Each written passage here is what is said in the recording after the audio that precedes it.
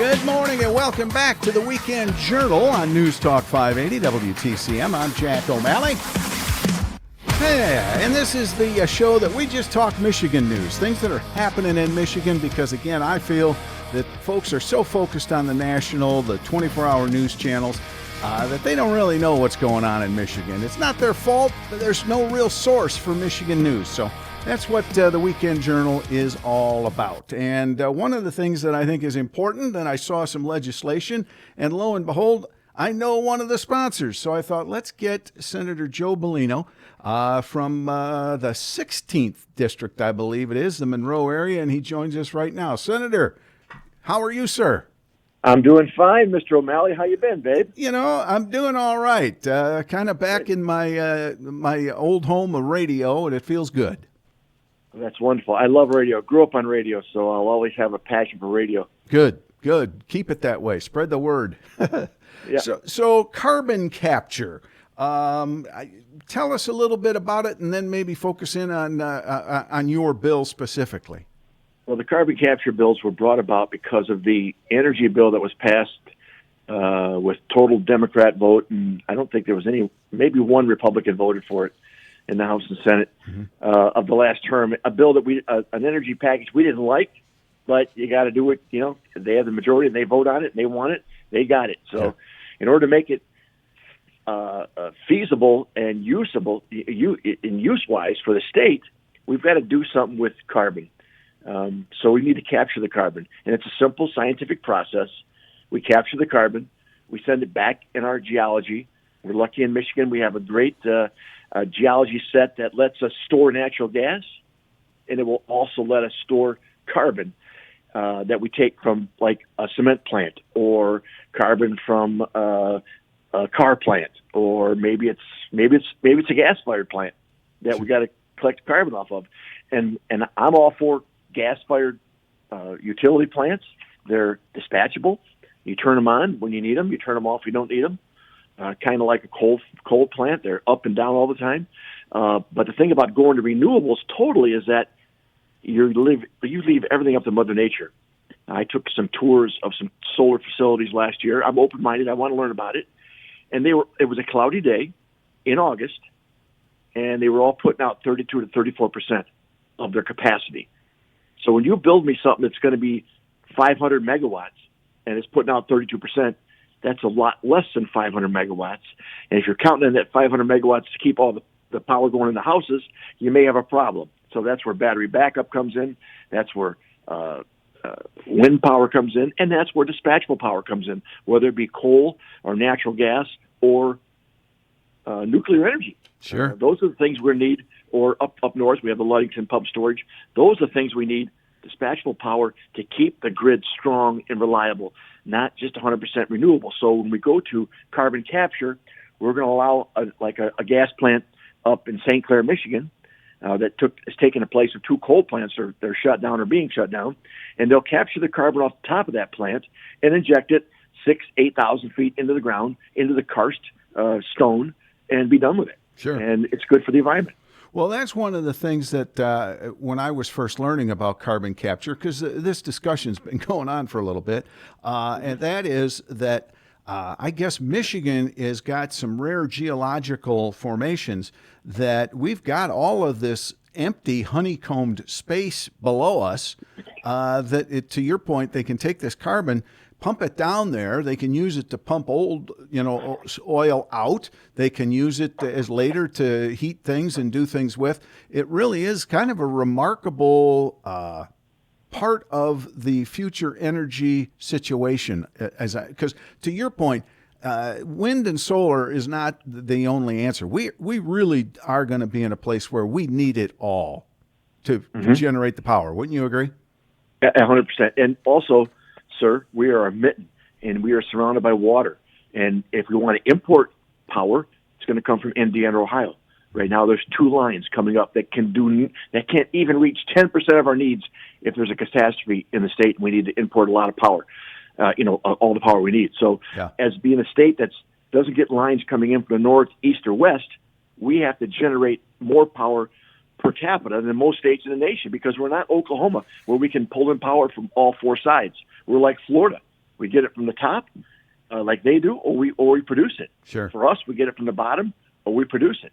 And so we've got to produce it. So we've got to have a strong presence in the state with dispatchable power, with renewable, with nuclear, with whatever's out there. Everything on board we should be using to make the grid stronger. Sure. And I should mention, too, because I know the audience likes to know these things, Senate Bills 394, 395, and 396 are the carbon capture bills we're talking about today. So if you want to go read them, you can look them up. One of the things, Senator, that I saw in something was that for folks who might not know, Western Michigan University, their geological folks there are experts. They are kind of, you got U of M, you got MSU, Northern Michigan, all these great schools. Well, Western knows their rocks. And they've basically said that Michigan is a natural repository for carbon capture processing and that any geological carbon storage wouldn't interfere with the possible geological storage capacity in the state for hydrogen and natural gas.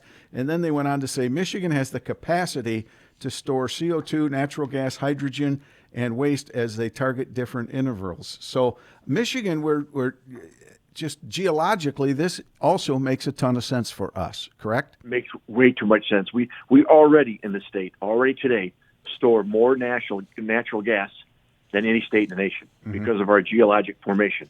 And Western is correct. We can do it sensibly, safely. It won't affect the ground table water or anything else. But we just have to make some changes in some laws to make it happen. For instance, in my bill, we regulate pipelines that move gas and oil. And petro stuff. Well, there's nothing written there for carbon, and so we don't want the state to operate a pipeline with just carbon in it like they do oil and gas. We want it to be a little bit different, because if it breaks, what's going to come out? Well, it's carbon. It's going to be a little air. It's going to be, you're not going to see a thing. You won't know a difference, but it's carbon. So we had to make some changes in that law, changes in the Natural Resources Protection Act, and just to do things to make it sensible for our state to catch up with Indiana and other states that are already doing this or planning on doing this. We outgun them because we have the geology. Sure. That's our saving grace. We can't get power from the north, east, and west, but we have the geology to make it ourselves, capture the carbon, and put it down underneath. And here's a perfect example. Up in Alpena is the largest cement plant in the state. Yeah. And they make so much cement, it's incredible. Well, they're old technology. And if the new bill that we passed the last term that most Republicans voted no on, if it causes them to shut down, well, now the state's got to bring in 50% of the cement we need. We have to bring it from out of state. We're going to lay off a lot of workers, and it's not going to be good for our state. It's going to cost more money for cement to build things. So keeping a plant like that alive with carbon capture just makes perfect sense. Sure. One of the other things, and by the way, folks, we're chatting with Senator Joe Belino from the Monroe area, 16th District. And one of the things I've said, generally speaking, when we're talking about energy in the state, but specifically Line 5, I don't want to get off on the Line 5 discussion too much, but one of the things that I say is if you're against these types of things, most of the environmentalists out there that are against Line 5 and maybe even this is that it can help the oil industry. And one of the arguments that's against the carbon capture is perpetuating fossil fuel use, because there is fossil fuels, there is oil in the ground that the carbon capture, when you can use it to pump that oil out, so it's continuing to use oil, and the environmentalists don't like that. They don't like that, but you know what upsets me about that statement of the environmentalists don't like it? They don't say a darn thing about India and China and quote-unquote third world countries that are using fossil fuels because it's the cheapest way to raise the standard of living for the people there. So we had these Kyoto meetings and Paris meetings, all this stuff about climate change. We get screwed as Americans. We get screwed because we're on the upper end for income and the standard of living. So they force us to use all these renewables, but not China, not India, not Pakistan, not 3/4 of Africa. That's not fair. That's not fair at all. So I was against the energy bill, how they did it. I'm against how the left wing is. And I'll leave you with this little thing right here, Jack. If we would have started building Line 5 when we passed the bill 8 years ago, it'd have been done. I know. There'd have been no more crying about we're going to pollute the state, the lake. It would have been done already. Well, now we've got 4 or 5 more years while we built it where there could be a problem, but it's the environmentalists who caused that with their lawsuits, not us. Well, it was them. The other been done already. The other thing about Line 5, we had somebody from Enbridge on the show here a month or so ago, and I was using the term, the fact that the pipe's going to be 100 feet below the surface. He said, "Oh no, it's not 100 feet; it's 300 feet." Yeah. So I agree. Yeah. So the other thing about the carbon capture bill that I think is interesting too is the federal government allows this. But your bills would then also enshrine it in the Michigan law so that we have our own version and that is specific to our state, right? Correct. And I envision, I'm trying to be open-minded about this, that we'll use carbon capture for 30 or 40 years maybe, but we'll have a different technology. We won't need to afterward. We'll always have nuclear, but there'll be other technologies for energy, be more efficient, and maybe we won't need carbon capture. Just one more comment on Line 5. Sure. I said in my energy committee more than once that if people in the cities heated with propane, like a lot of my people do in my district, I have a very rural district, we wouldn't even be talking about shutting down Line 5 because it wouldn't be equitable to raise their rates to keep their homes warm, to raise the cost by shutting down Line 5. But since it's not people in the cities that use it, well, we're going to roll them over and do what we want then. That's my whole problem with that whole getting rid of fossil fuels, shutting down Line 5. If people in the cities used it, we wouldn't be talking about it. I agree. No problem with that. Well, and again, I'll throw in the whole idea that if we shut down Line 5, Enbridge and the people that need the oil, they're going to just move it through trucks, which would add a whole new level of environmental disaster potential. We don't want tankers on the Great Lakes. Do you want rail cars? And we don't have enough of those either, hauling it through the pristine woods of northern Michigan. It's this whole argument, Joe, is common sense.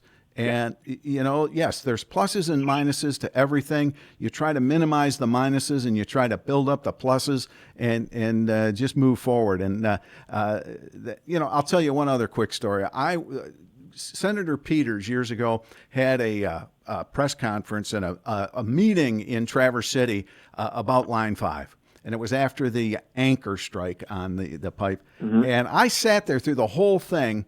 And then when I read the press release from the environmental side, it was like, was I even at the same committee? It was crazy, the things that was testified to that were totally left out of the facts in their press release. But that's a whole nother story. So, all right, carbon capture, you've got the bills out there. Any idea? It sounds like it's moved to the Senate floor. It has not been taken up yet, has it? Yes, and ironically, it moved to the Senate floor with a lot of Republican help.